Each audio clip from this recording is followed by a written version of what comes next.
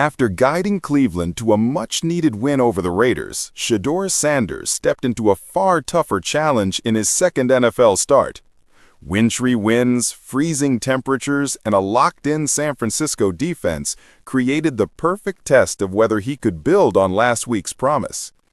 Instead, the Browns fell flat in a loss that raised more questions than answers about their future at quarterback. Sanders avoided major mistakes, but that was about the only positive. Cleveland's offense struggled to move the ball, stalled in key moments, and couldn't capitalize on the few chances it had. After a modest first half that included 96 yards and a touchdown, his production dried up almost completely. The Browns opened the third quarter trailing by 9, and they never found a way back.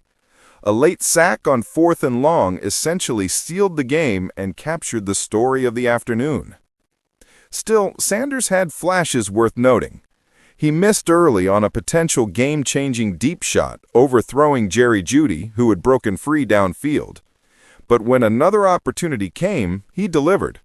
With pressure in his face, Sanders dropped a perfectly placed ball to Harold Fannin down the sideline for his second career touchdown. That play briefly put Cleveland ahead and showed the arm talent many doubted he possessed. But after that, the highlights stopped. San Francisco responded with a field goal before halftime, then fully took control after it. Cleveland's first second-half drive ended with a punt. The next was even worse, a botched Wildcat snap that handed the 49ers a short field and eventually a touchdown. Special teams made matters worse early in the fourth quarter when a muffed punt gifted San Francisco another scoring opportunity. By then, the Browns were buried under their own mistakes. The offense never adjusted.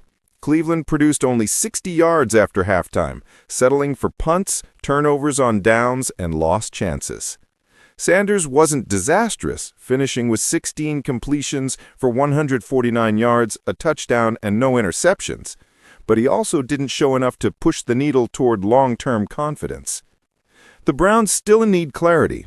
Sanders earned the start because Dillon Gabriel remained in concussion protocol, and head coach Kevin Stefanski confirmed that Sanders will remain the starter next week.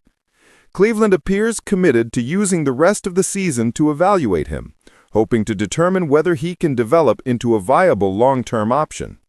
For now, the picture remains muddy. Sanders made one impressive deep throw in brutal conditions, yet the offense couldn't sustain anything around him. The Browns, sitting near the bottom of the league, still have several games left to figure out their direction. A softer matchup awaits against a struggling Titans team, and with it comes another chance for Sanders to prove he belongs.